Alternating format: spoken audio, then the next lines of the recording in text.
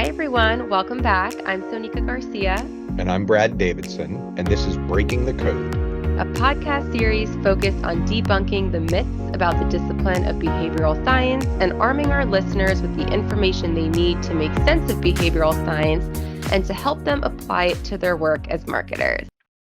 We are going to go back to the basics for the episode today. We're going to be talking about an internal tool used by planners and researchers that really falls into this category of research instruments. We have strong feelings about this one. So this is really a follow-up conversation from a previous episode that we had on why or your discussion guide stinks. And we can't really talk about research without talking about transcripts. So today's episode is called Conversational Transcripts Can Be Worse Than Useless.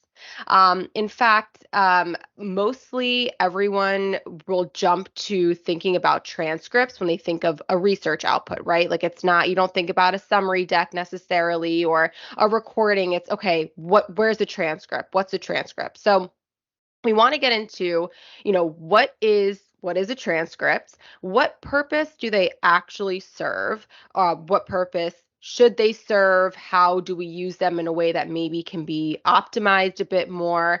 And why they often are worse than just skipping the research. Although I'm going to leave it to Brad to discuss that part. Yeah.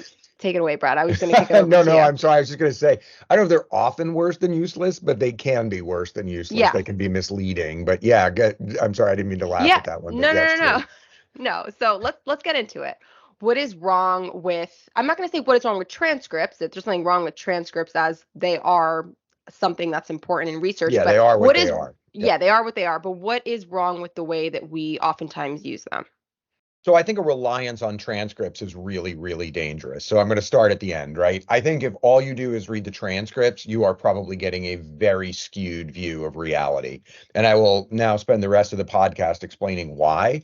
But I think it can be very dangerous to just listen to transcripts. And again, I'll start at the end. I will start with just pointing out to you that the words "I love you" can be said in lots of different ways. And sometimes they can be said in such a way that the opposite meaning is clearly conveyed, like, oh, I love you, right? That doesn't Right. come across in a transcript. So I'm just going to throw it out there at the very beginning that you are missing most of what makes conversation intelligible when you just rely on a transcript. So I'll jump into that, but I want to pre-frame the idea because people might be having a little bit of cognitive dissonance. I think part of the problem is people have become trained to think of transcripts as a faithful representation of a conversation, and they are not, right? So let's just jump right into what a transcript is and why they are not so great. So, and again, they're not terrible, they're not useless, they just can't be used exclusively as a representation of a conversation. So here's why.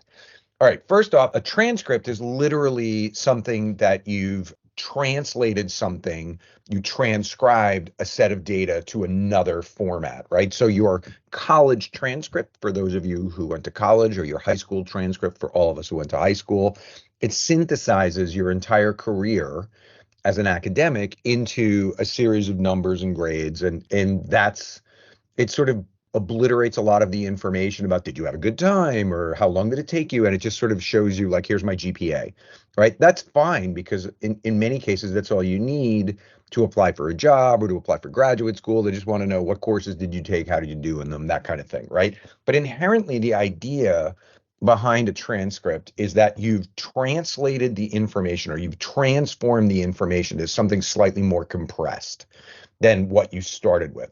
Fine, that's very convenient. We don't need to know everything about did you take, I don't know, like discussion group A or B in your intro lit class. I just want to know what grade you got, right? But the problem is what we lose in verbal transcripts is not trivial. In fact, what we lose often is what makes conversation intelligible, understandable. And so it makes transcripts kind of unusable or misleading in the extreme. And that's not a rare case. Okay, that makes sense. The way that you say things obviously matters and that you can't always get that in a transcript. Are there components of a transcript that can be useful? Like where we request them for a reason, like where can we actually find value in a transcript? Yes, let me first go back to this statement on usable, right? Because I think Hmm. that's pretty big. And then I'll tell you what's good about them. But first, I want to unpack what's lost. So we lose a lot in transcripts. Conversation is probably the most information dense kind of behavior that we engage in as human beings collaboratively. And we do it so seamlessly that we almost don't notice it. But there's things like turn taking, intonation, pacing, tone, manner, accent. First couple words out of my mouth, you know where I'm from, you know what kind of mood I'm in, you know what I'm really looking for. Right. There's things like interruptions and hesitations and repairs and just the flow overall. So here's what I mean, right? A hesitation is um, something like that. Very Hmm. notable, right? A repair is when I start and I start going. Well, okay, let me back up. A repair is when, right, that's a Right. repair. Right. We do that Hmm. stuff all the time. That gets very frequently obliterated from transcripts, but that actually tells me a lot about your mental state or about what you're thinking. Hesitations tell me a lot, your body language, right? So, for Yeah. And example, if didn't we, yeah, I go ahead, remember please. you told me at one point it was like what comes after a repair is often like the most important thing, right? They Well, that's start what I saying listen something. for. Yeah. Yeah. Yeah. So that's I important. mean, Okay. listen, when I'm doing an interview, this is what I train people. When I'm doing an interview, I listen for things like people pausing and Right. thinking about their answer because you get a glib, what's your favorite thing about being a doctor? I love helping patients. What's your favorite thing about this? I love that. What's your least favorite thing? Oh, well, right. All of those sort of like what we call discourse markers. Well is a discourse marker. It's sort of a space filler. But Hmm. well, actually, in conversation, if you ask me a question and I say, well, what I'm signaling to you is I'm not going to give you an answer that you're going to find satisfying. Think about that for a sec, right? So you go, Right. But Brad, even where the were you? way you just said it, like Right, exactly. saying well and then saying something and then saying well and then saying something is different, but in a transcript, you're just going to see well, you know? Right, exactly. Yeah. And also, I think, for example, when you think about medical transcripts, right, doctor-patient interactions that get taped, there's people who do that. But there's a huge difference between your doctor looking at their EHR and talking to you and your doctor looking at you face to face with no sort of laptop open and just sort of like holding your hand and looking in your eyes kind of thing, right? Those are Right. very different, and we get none of that information. We don't know where people are looking. We don't know the pacing, the tone, the manner. We don't know when somebody gets really, really excited. And you can hear this stuff, when you interview people and they go like, well, I like this, I like this. And you go like, well, what's your favorite thing? It's like, well, my favorite thing is blah, blah. That kind of like favorite, again, that cues you in like, okay, now we're getting somewhere. All of that is lost. The other Mm. thing, right? So this is all the stuff that like paralinguistic cues or whatever you want, the stuff that is non-grammatical in the sense that it's non-structural, but it's hugely important in the way humans communicate to each other. We key off that stuff all the time. What do you want for dinner? I don't know. What's wrong? There's nothing wrong with the answer, I don't know. It's the way they said it, right? People try and put numbers on this stuff. I'm not going to try and put a number on it, but a significant amount of information is exchanged that Hmm. is not grammatical and it is not lexical, meaning it's not the words, it's how you say them. Oh, I love that, right? Right. The Right. other thing is, if you've ever read naturalistic transcripts, meaning like verbatim transcripts where they don't clean them up, they appear very ungrammatical. It turns out we don't talk in full sentences. We rely so much on intonation that I can say, well, here's the, okay, but if you read that, it would be, here's the, well, and you'd be like, I have no idea what this guy is saying. It's word salad, but you actually could follow that very simply in real time because the intonation, the pacing, the pausing. If we were face to face, which for those of you listening, we are not, but if we were face to face, you would be able to see where my hands are and where my gaze is and what my face looks Hmm. like and whether I'm, like hunched over, sitting up straight or being defensive. These are not trivial components to how we talk. These are very important components to how we communicate with each other. And Right. they really give us the sense of should I believe what's being said or not? What's the level of commitment? What is your favorite thing about oncology today, doctor? Well, I really like that's so different from like I really like blah, blah, blah, and they're leaning in and all that. So I don't want to beat a dead Mm-hmm. horse on that one, but I just want to say when you read transcripts, you are filling in without any cues, you are filling in your head what you think the emotional state and what we call the epistemic stance, meaning the sort of level of belief, like how much do you believe what you're saying? Are you just sort of going like, well, I like it, or like, well, I like it? Right. Those things matter hugely. And when we clean up the transcripts to make them grammatical, it robs us of any chance to really understand how they felt about what was being said. All that we're left with is a bag of words, which may or may not be ironic or sarcastic or deeply committed or angry, anything where the literal meaning is different from the stated meaning, which is very, very common, right? We often say, like, oh, she's not dumb. Well, technically, that just means she could be very dumb, right? But if we say someone's not dumb, we typically mean that they're smart, right? Or she's not Mm-hmm. rich or something. But you need the intonation to read irony. You need the intonation to read things like spontaneous negation. Look, I'm not racist, but okay, you say it that way, I'm pretty sure what's coming out of your mouth next time is going to be racist, right? But if I go like, look, I'm not racist, but that indicates that I understand that what I'm about to say is racist and I'm actually embarrassed about it, right? So just check the difference again. Like, I'm not Mm-hmm. racist, but some of my best friends, whatever, right? Look, I'm not racist, but I do believe blah, blah, blah, right? Okay, again, do I think those are equally racist? Probably, but you can see that there's a difference in how the person speaking feels about what they're about to say, depending on the intonation. Yeah. That's not trivial. Right. So, again, uh, if all you do is read the transcripts, you get a very misleading view of the conversation. And the proof of that is anybody who's ever been handed a transcript to find, say, quotes for a pitch or a presentation or something, and then you circle a whole bunch of stuff, and then they go back and listen to it, and they go like, it actually didn't at all come across the way we thought it did in the transcript. That's an experience everyone who's listening to this podcast who's ever done like just transcript circling has Mm-hmm. had. Yeah. It's never the way you thought it was. Right. That kind of brings me to the point on obviously, best case scenario, we have the audio file and you're able to listen to the actual interview. But in most cases, what we end up getting if we didn't conduct the primary research is a high level like output deck from the research vendor, let's say. And I know I've done it, well, can we get the transcripts? Because oftentimes we can't get the recording. And I don't know why that is, but I find that a lot of times we're kind of given the output deck and we're given transcripts. And then, then everything that you're saying is really important because now like we're relying a lot on transcripts to paint the full picture and we're just not able to get it. That's definitely a struggle at times, but I think so that all makes sense, and thank you for that. I think that that's really important. A lot of the stuff on like hesitation and repairs, like I think I've definitely been guilty of like cleaning up a transcript and like just removing those terms or just like completely discounting it and like I'm just looking for the answer, right? And like Right. quickly skimming it just to look for the answer. So, Right. There's a robust body of literature around how to properly create transcripts that give you all of the information I just said. It's unworkable.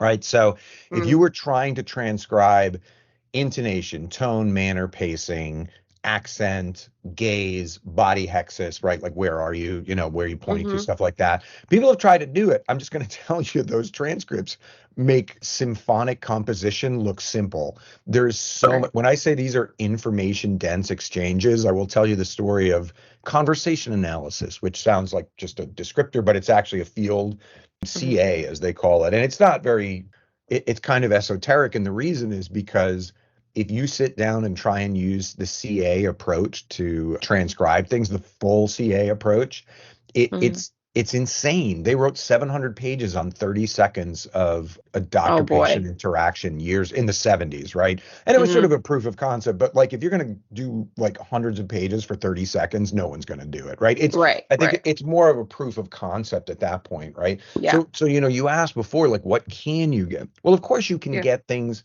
You can get, first of all, you can get a sense of the vocabulary, and that's helpful. Mostly what I find helpful is more when people depart from what you expect. So I've used this example before, but I remember talking to a doctor not long ago, an oncologist, about how he felt about these platinum-based chemotherapy regimens, right? They're really toxic chemotherapy that makes your hair fall out and you get anemia because it's killing your bone marrow and stuff. And he said, "Oh, I just hate prescribing those medieval regimens." Now, that word medieval leapt out at me in the interview, but it would have leapt out at me in a transcript as well. And the problem with the transcript is I can't do anything about it. But I asked him, I was like, "That's not a common word. Tell me what you mean by medieval." Because I just feel like I'm torturing on them. I just feel like I'm going backwards, and like there's this idea of like punishment and sort of barbarism that's baked into his use of the word medieval that came out really, really clearly, right? Yep. That's very interesting. So I think when you start seeing words you didn't expect, that's really interesting. Or for example, when you don't see words that you expect, this relies on the reader having a baseline of knowledge of what typically happens in medical conversations. But a lot of people do have that, right? But so for example, with a transcript, you can confirm a hunch. So certain words are taboo, for example. And it's interesting that even in medical interactions between a doctor and a patient, they don't get used. So here's what I mean. For example, if I go to the cardiologist, you'll see the word heart in the transcripts a lot. I'm going to listen to your heart. We looked at your heart, something like that. Same with the podiatrist, you'll see foot. If you go to the OB, there's a word, right? The V word, you don't hear it at all. It gets ellipsed. People go like, let's take a look, scooch down, let's take a look, right? That sort of leaps out at you that the body part being examined is not named. Only if you Interesting. have the transcript, because then you can Right. count it and you can go, out of 50 visits that we've recorded, there are 0 instances of this word. That's amazing, right? Whereas in the Yeah. cardiology visits, there's 500. That Yeah. kind of stuff you can only do with a transcript when you want to quantify frequency of appearance and when you want to draw conclusions from that, right? And that is Yeah. helpful. So Yeah. it's not totally useless, but if you're just trying to judge how people feel about things based on the transcripts, they're misleading. So that's worse than useless. That's the part that's worse than useless. Yeah, and I would also say that, from like a lexicon standpoint and like certain terms that are used over others. So like something that just comes to mind, like in the vaccine space, do we call it a vaccine? Do we call it a shot? How are people Correct. talking about it? So when you're comparing kind of words that can be used synonymously and we want to see which ones are used more. And I would also think like from like a prioritization standpoint, so if we feel like a certain treatment has certain benefits and we want to see which ones kind of come to mind most readily or have the biggest influence on a prescribing decision, we could kind of skim that like a transcript to see like, okay, well, what's being answered or said first as, a benefit and being able to Yep. draw the conclusion of, yeah, like, okay. So Order of mention yeah, order of is mention, it exactly. sort of indicates perceptual salience, right? That's a fancy way of saying that the order you say things in can be indicative of how Yep. important they are to you, kind of stuff like that. But Yep. but we can also prime that, and this is why you started out by saying this is the sort of flip side of bad discussion guides. It is when you look at transcripts and you see people going, how do you feel about the initiation of insulin? What you're likely to get back is the words initiation of insulin, right? You've primed the vocabulary there. And so we Right. we tend to be very guilty of priming our respondents to use the language that we're comfortable with. And this is why when we talked about the discussion guides, we said open-ended questions are better. Solicit their vocabulary and then mirror it back to them. Let them prime you. So like, how do you feel about the overall approach to preventing COVID? What are the main tools for that, right? I don't want to use the word immunization or vaccination because I want to hear what they come back with, right? And so the main tool is Yep. immunization.